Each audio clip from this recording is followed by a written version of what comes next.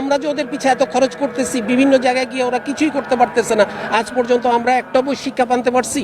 বিতর্কিত মন্তব্যের জেরে বাংলাদেশ ক্রিকেট বোর্ডের পরিচালক এম নাজমুল ইসলামকে ফাইন্যান্স কমিটি থেকে সরিয়ে দেওয়া হয়েছে। বিসিবির শীর্ষ এক পরিচালক বিষয়টি নিশ্চিত করেছেন। একই সঙ্গে তার বিরুদ্ধে শাস্তিমূলক প্রক্রিয়াও শুরু করেছে বোর্ড। আমরা বিশ্বকাপ খেলার জন্য মুখায় আছি, আমাদেরকে শুধুমাত্র খেলার পরিবেশটা তৈরি করে দিতে হবে, যেই পরিবেশটা ভারতে সম্ভব না।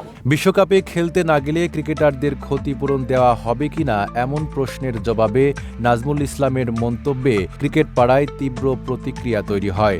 তিনি বলেন, ক্রিকেটারদের পেছনে যে বিপুল অর্থ ব্যয় করা হয় তার যথাযথ প্রতিদান তারা দিতে পারেননি। এমনকি ক্রিকেটারদের কাছ থেকে খরচ করা অর্থ ফেরত চাওয়ার কথাও বলেন তিনি।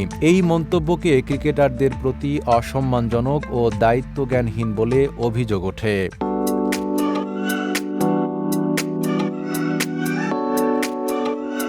এই ঘটনার জেরে ক্রিকেটারদের সংগঠন cricketers welfare association of Bangladesh হুঁশিয়ারি দেয়, নাজমুল ইসলাম পদত্যাগ না করলে সব ধরনের ক্রিকেট বয়কট করা হবে। শেরাটনে কোয়াবের সংবাদ সম্মেলনেও সেই অবস্থান পুনর্ব্যক্ত করা হয়। কোয়াব সভাপতি মিঠুন বলেন, একজন দায়িত্বশীল বোর্ড পরিচালক কখনোই এভাবে খেলোয়াড়দের নিয়ে কথা বলতে পারেন না।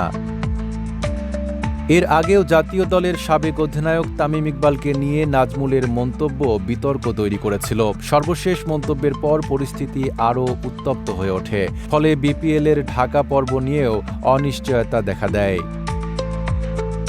এদিকে এ অবস্থায় বিসিবি এক বিবৃতিতে নাজমুল ইসলামের মন্তব্যে দুঃখ প্রকাশ করেন। বোর্ড জানায়, ক্রিকেটারদের প্রতি সম্মান, পেশাদারিত্ব ও ক্রিকেটের মূল্যবোধে তারা অঙ্গীকারবদ্ধ। ইতোমধ্যে নাজমুল ইসলামের কাছে শোকজ নোটিশ পাঠানো হয়েছে। তাকে 48 ঘণ্টার মধ্যে লিখিত জবাব দিতে বলা হয়েছে। নিয়ম অনুযায়ী তদন্ত শেষে প্রয়োজনীয় ব্যবস্থা নেওয়া হবে বলে জানিয়েছে বিসিবি।